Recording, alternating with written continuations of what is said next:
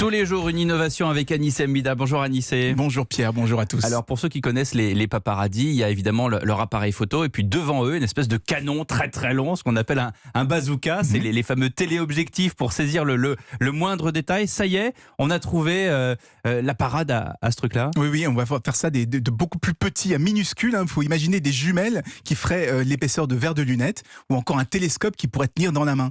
C'est ce que promettent les MetaLens. Ce sont des téléobjectifs ultra plats qui ne font que 2 mm d'épaisseur, mais qui ont les mêmes propriétés optiques que des objectifs classiques. Ça fait des années qu'on en parle. Oui, ça fait des années qu'on en parle. Mais cette fois, ça y est, les premiers modèles commencent à sortir des labos. Et alors, comment est-ce qu'on est arrivé à les faire ? Eh bien, c'est une petite révolution dans la façon même de fabriquer les optiques. Jusqu'ici, on devait empiler parfois des dizaines de lentilles, vous savez, concaves, convexes, je vais y arriver, pour créer un objectif. Bah oui, on met plein de lentilles, c'est comme ça, qui sont énormes et encombrants. C'est un bon résumé.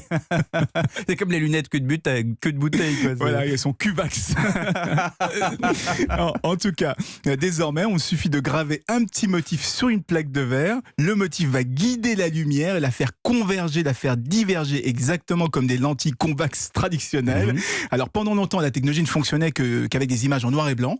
Donc c'était bon uniquement pour l'astronomie ou les microscopes. Mais on a réussi à l'adapter pour des images en couleur et pour les prises de vue en faible lumière. Donc ça ouvre maintenant le chemin de la photographie. Mais alors comme c'est tout nouveau et que ça vient de sortir, ça doit coûter très cher. Eh ben non, justement, ça utilise la même technologie que les semi-conducteurs, donc ça coûtera le prix d'un petit processeur, une dizaine d'euros, pas plus. Et c'est pour ça que ça intéresse beaucoup de monde. Ça va permettre de fabriquer des objectifs de très bonne qualité, mais beaucoup moins chers. Donc retenez bien ce nom, MetaLens, on va en réentendre parler. Oui, retenez surtout les paparazzis qui nous écoutent. Merci. Ils vont pouvoir cacher leur objectif. Merci Anissé.